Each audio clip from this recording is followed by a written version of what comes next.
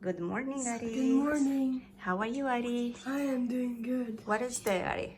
My Braille Note Touch Plus. Your Braille Note Touch Plus. Yeah, I'm ready for school. You ready for school? Yeah. Yeah? Did you check your emails? Yeah, I checked my emails. Now I'm in internet. What are you searching for? If there's piano in Romania. You are searching if they have piano in Romania? Yep. Wow. Can you open a little bit your Braille so we can see it inside?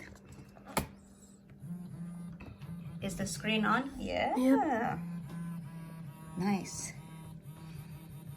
Acolo citește mama, iar aici citește Ari în Braille, scrisul pentru nevăzători. Este foarte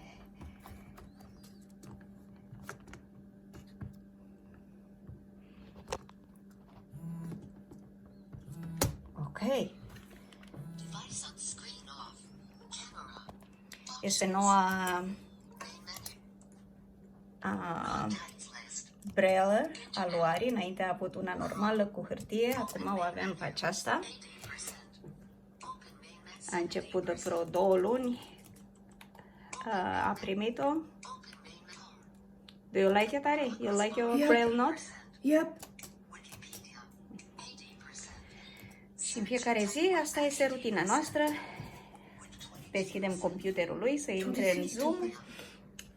Își folosește Braille-ul să-și facă temele, să citească cărți, comunică cu toți profesorii lui. Ok, Ari.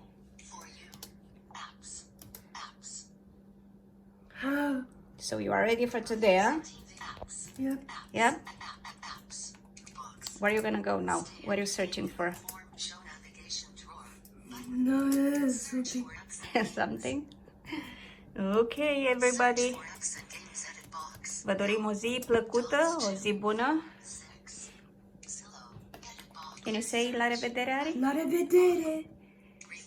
O să vă vedem în viitorul video. Bye! Concentrație la maximă aici. Bun, să aveți o zi plăcută, Doamne ajută!